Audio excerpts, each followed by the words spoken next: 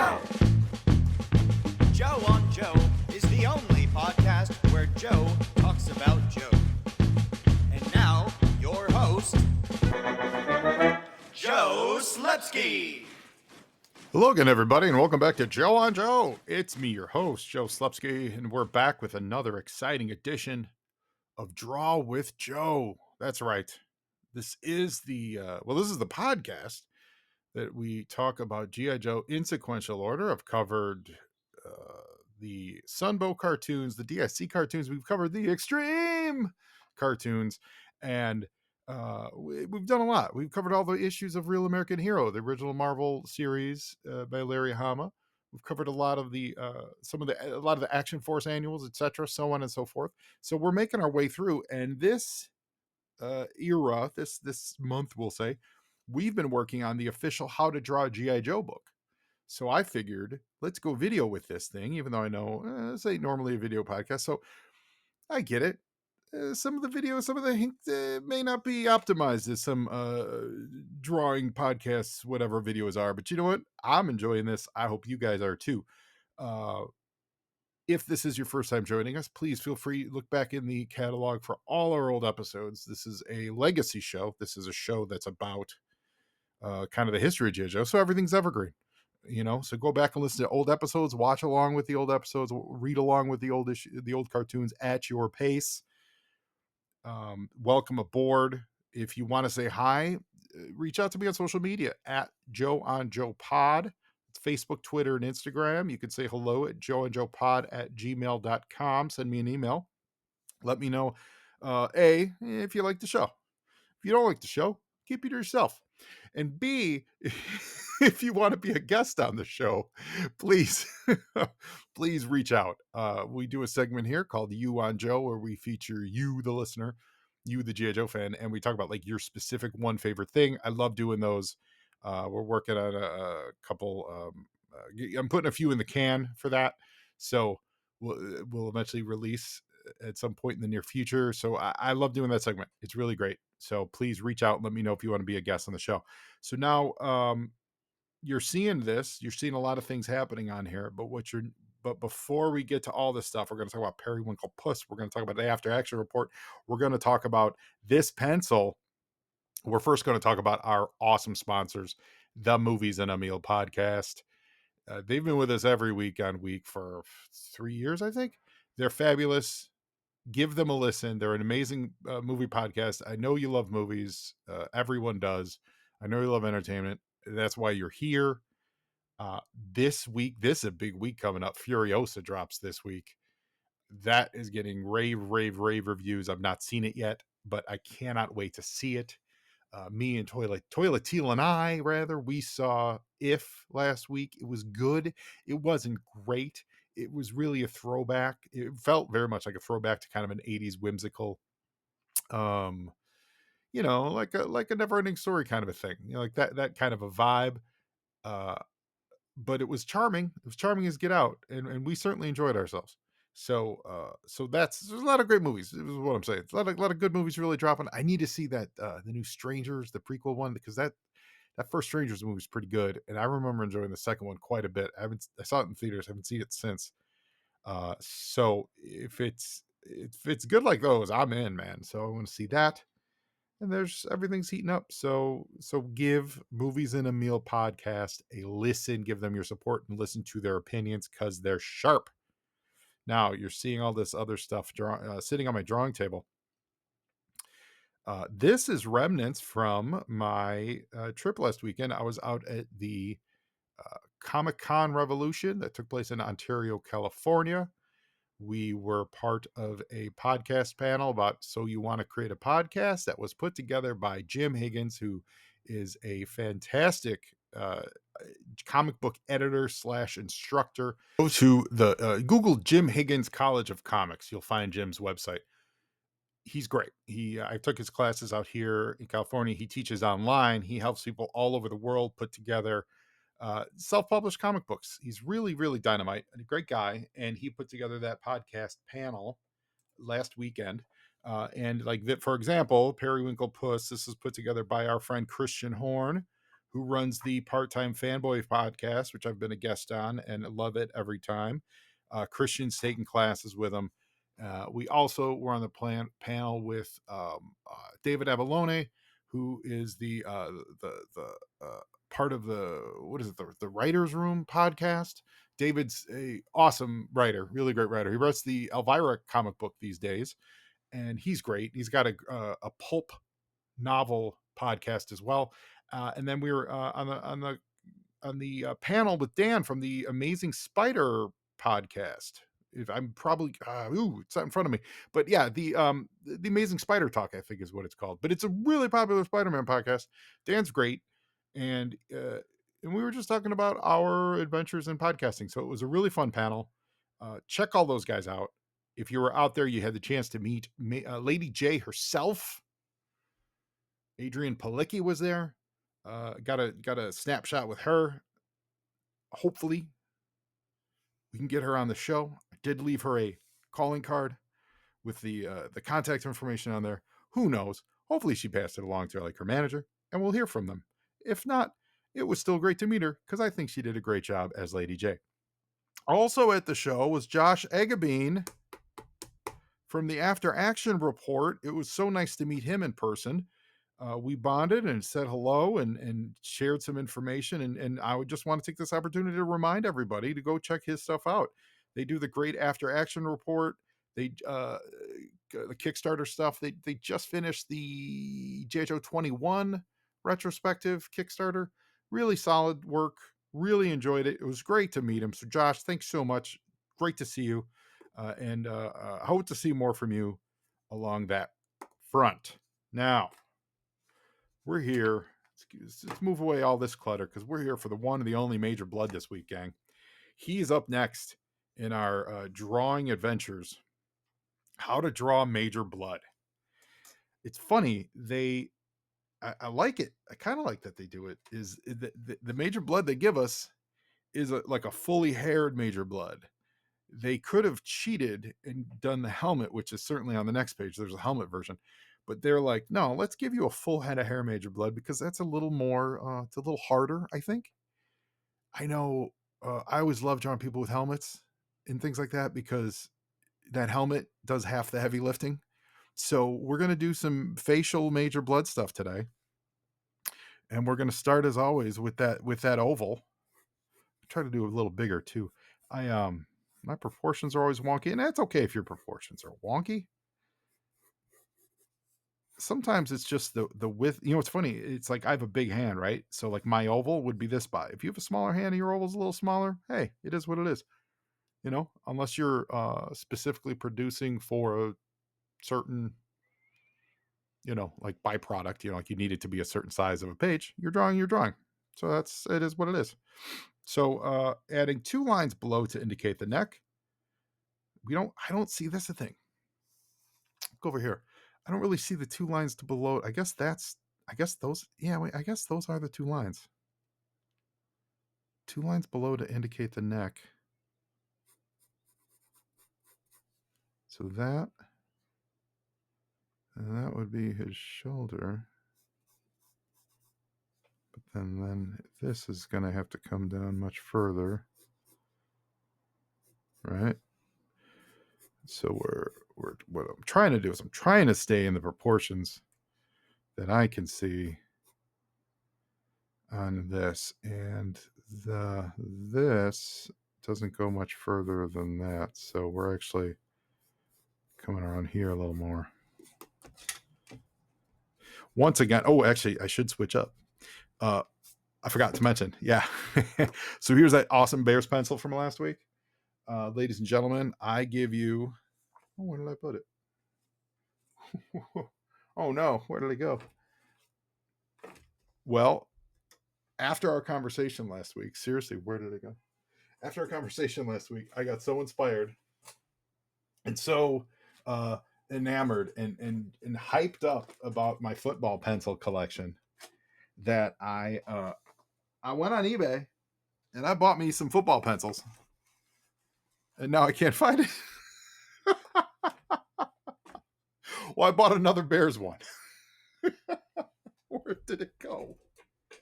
which I now have absolutely no idea where it went, and that's funny because like as pencils go, it wasn't cheap. It wasn't very expensive, but it wasn't cheap as pencils go. But now I can't find it. I started recording, and now it is gone with the wind. So we're going to use Spider-Man this week. That's what I'm saying. We're going to switch it up and use Spider-Man to see what kind of lead Spider-Man has in his pencil, so to speak. But yeah, so if you are interested in those football pencils, they're out there to be had. You can get them. Go on eBay. They're not cheap though. That's the thing. I was shocked. And what's funny is I thought I was buying a whole bunch of them. Turns out I bought one. It was way more than I wanted to spend on a old Bears pencil, but I love it. That's the rub. I love it. So that's about that. So today we're using a Spider-Man pencil. I'm sure it's a number 2. This is it's got to be 2007. It's got a little Spider-Man eraser on it. I'm sure this yeah, see, that's just going to leave red marks. So we're not going to use that eraser unless we want to erase with blood. So funny. So it says divide his head with vertical horizontal lines as you did Hawk's to locate the center line and eye line. At a straight line for the shoulders across a 0.1 of the center line below the chin. Oh, so I see what they're saying. So the shoulder is going to match with his center line below the chin. No, that's not true. That's not what they're saying at all. At a straight line for the shoulders across a 0.1 of the center line. See, it's so crazy. Like,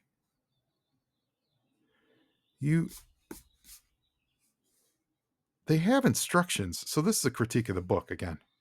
They have instructions, but the instructions absolutely do not correspond with what we're seeing in the pictures. They just don't.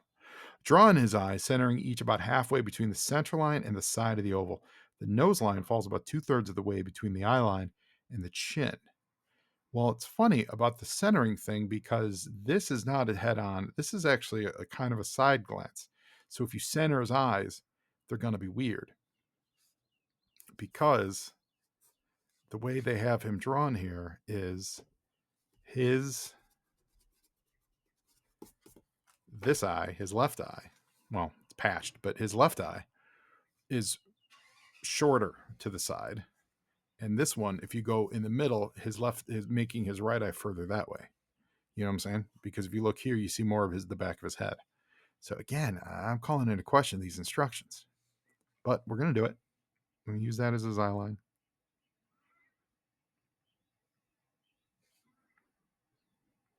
I don't even know how to start here. Okay. So we're going to start with a furrowed brow. I'll tell you, hey, I'll tell you, drawing the Sky Striker last week with the level of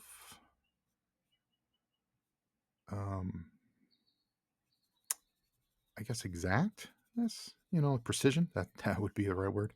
The precision involved in drawing like a machine like that, not my cup of tea. And not even from you're saying that because you're not good at it. It's just it just feels weird. It just felt weird and robotic.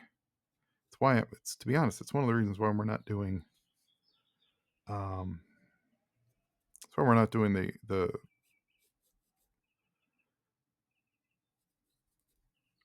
other profile of the Sky Striker this week, because I don't like it. Like it just feels. I've never liked drawing. I'm not a car guy. I don't know if there's. I'm sure there's. I know there's a ton of you out there who are car guys. I am not a car guy. I don't care about cars. It's like, it takes a lot for me even to care about GIJOE vehicles, let alone like cars. So he's got his. I'm gonna rough this in. This eye patch. So like, it's like I don't really care. Like, I'm kind of like, drawing. It's not as interesting to me to draw a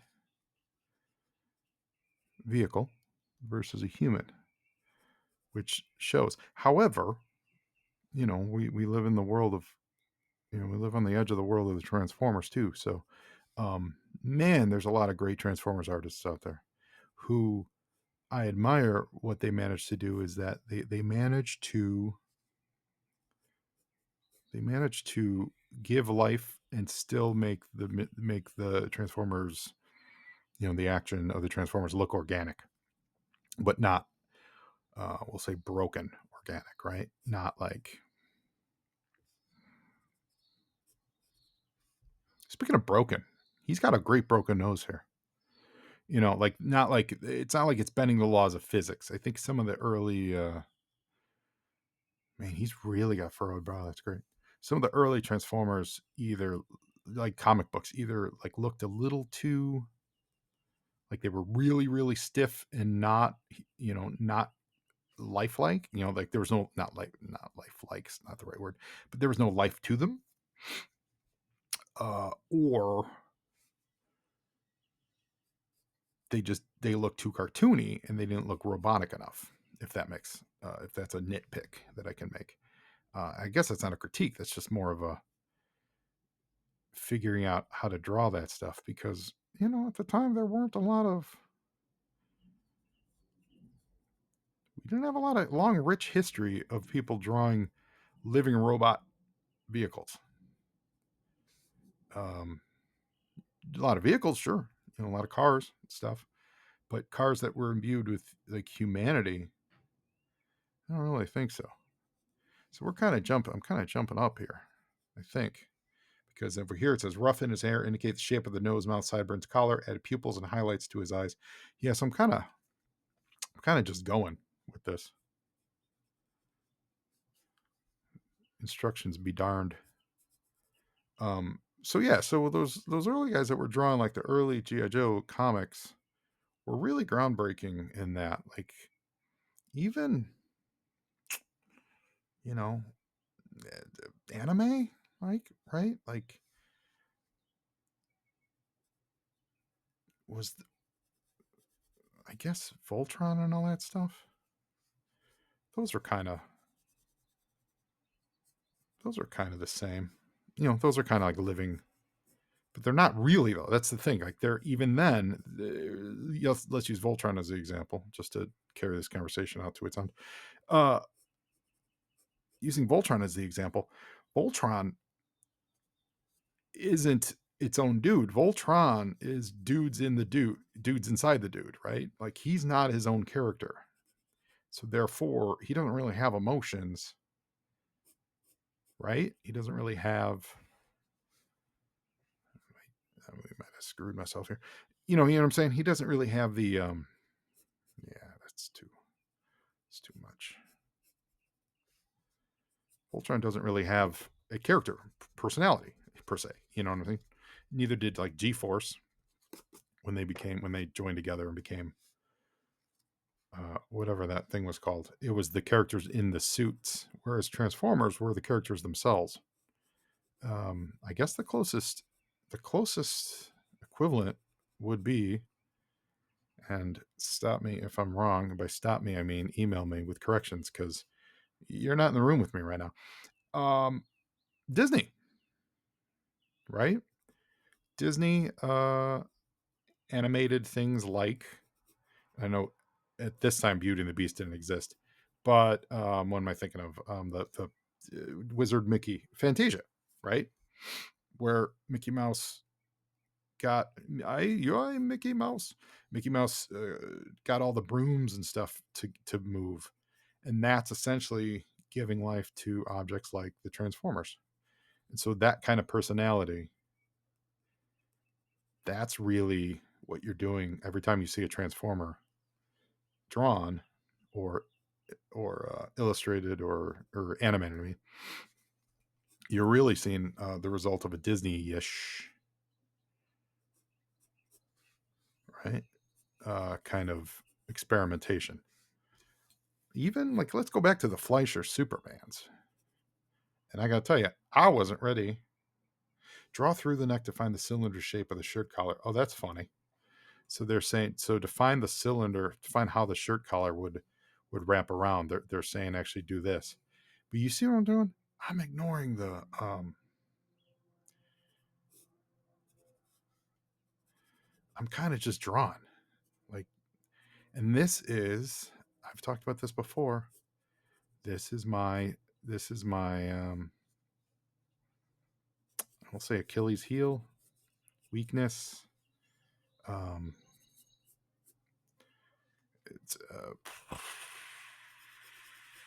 whatever, I don't know, whatever you want to call it, where I just see it and I kind of jump to the conclusion. I thought this when I was like really young and trying to learn how to draw and not realizing that I was drawing the inked version instead of the penciled version.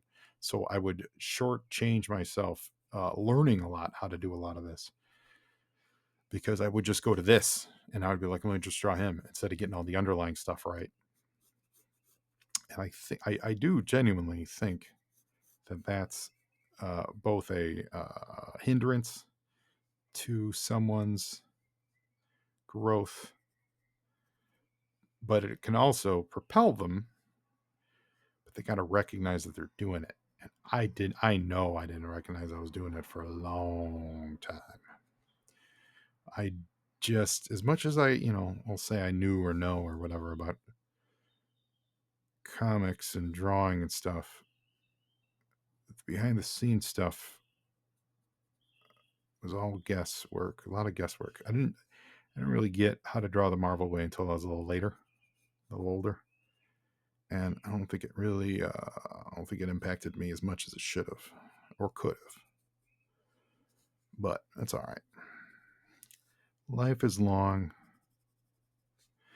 Penn Jillette told this anecdote recently on his podcast, and he was telling it from someone else told it. So it's one of those stories. Someone at some arts college was saying, like, trying to find my own, their student saying, I'm trying to find my own style, but it's too similar to, we'll say Picasso or Rembrandt. I think it was Rembrandt. I don't know, whatever. You see where it's an anecdote. And what the teacher told him to do is he said, lock yourself in this room. I'll give you an original. We have at the school, we have an original Rembrandt. And I'm going to lock you in the room with that painting. And I want you to duplicate that painting as much as possible, and basically try to forge it. Do it. You draw that painting as close as possible, and the resulting difference between that painting and yours is that's going to be your style. In other words, don't get so hung up on thinking that you're a master.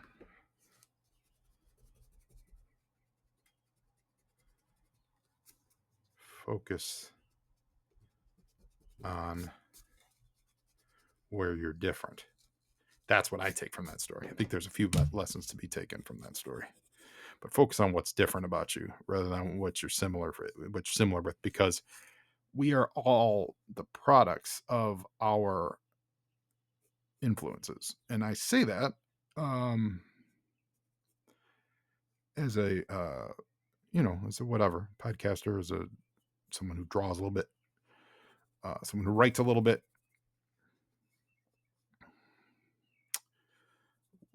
You get influences. No one is in a vacuum.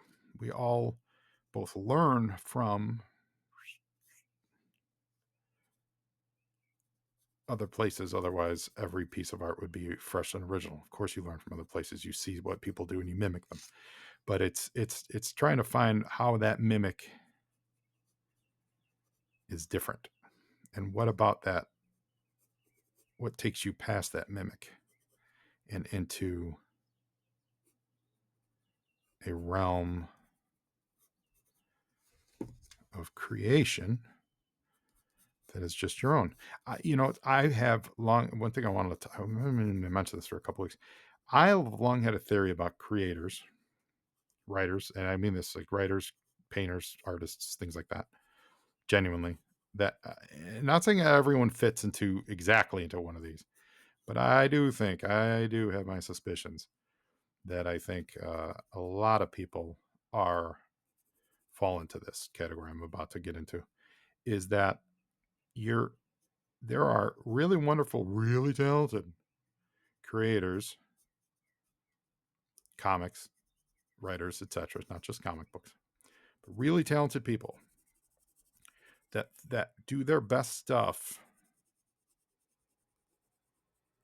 with more. I don't want to say boundaries, but um, playpens. Whether it's using someone else's IP and you do good stuff within it, or drawing. We'll say drawing like real world models versus abstract kind of things.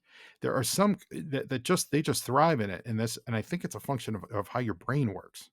And then there are some creatives that are just their brain is so operating on a level, whether it's for whatever reason, whether it's nature, nurture, hallucinogenic, chemical, who knows, but like their brains work on just such a level of spontaneous creativity that they produce just such crazy ideas. And sometimes those ideas aren't fully formed. Sometimes they need some refinement and everything. And not saying either one of those is better, but I really do feel it's rare to find a creator that kind of does both. That kind of has a foot in this just unbridled imagination world, like a Willy Wonka, versus someone who can just absolutely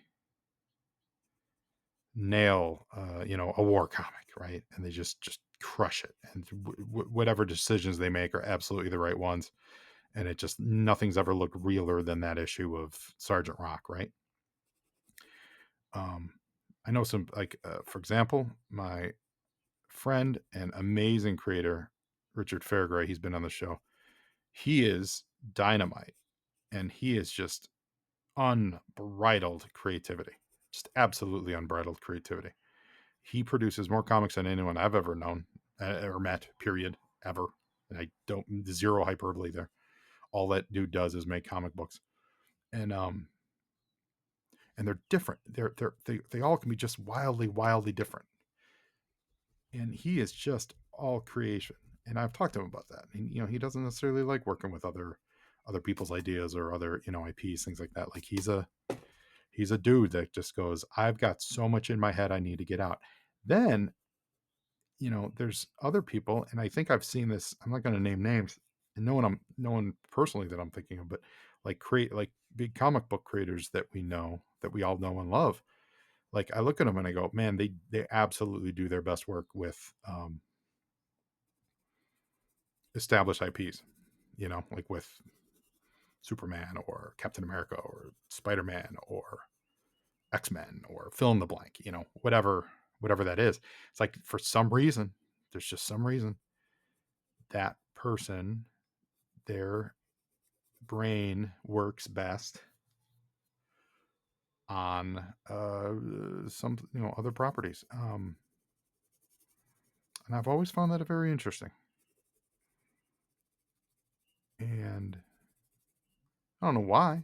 I don't know what point I'm making. I'm drawing and trying to fill in some time, but I've always seen that distinction, and I don't know. Some people may disagree. Some people may be like, "Oh my God, what are you talking about? I do my best work." Blah blah blah blah. Okay, great, that's cool. But I don't know. I've been observing this stuff for a long time. I may not be making it myself, but I've been observing it for a while. Those are some of the conclusions I've come to. That's why we debate these things. So we're kind of almost done with Major Bludd here, everybody. That was a quick little... Was it quick? Oh, no. Yeah, we're pretty much coming up to our half hour. So he's not, let's see here. What's missing here? Bum, bum, bum. We got a little... so his jaw needs a little flesh there. I would put that a little bit there. His eye... So this little eye patch thing seemed to be weird, but I gotta be honest. It just seems big on the page. I'm going to do that. I think that'll help. Eye patch seems really big on the comic page. I mean, we're going to do that. I think that'll help a lot. Pop his ear out. Oh yeah, I meant to do this. I meant to erase a little bit there underneath. We'll go back in. Get that filled in. Now, if we were doing this with inks, all you would do is put X's like there on that black, and then your inker would fill that in. Oh, this will help too. Yeah, so now it doesn't look like his neck is so weird. Yeah, there we go.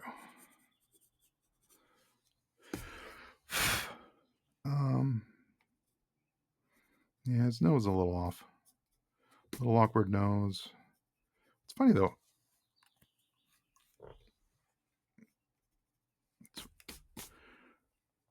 Yeah, his nose is a little awkward. And then we're there. I think I'm missing some. Oh yeah, I'm missing a little. There's a line for these nasal passages. Oh, there we go. Yeah, that's the other thing too. Man, your fur, like a brow can do a lot. So here we go, Major Bludd, everybody. Hope you enjoyed it. I enjoyed it. We'll see you next week for more. Yeah. Well, all right. Yeah.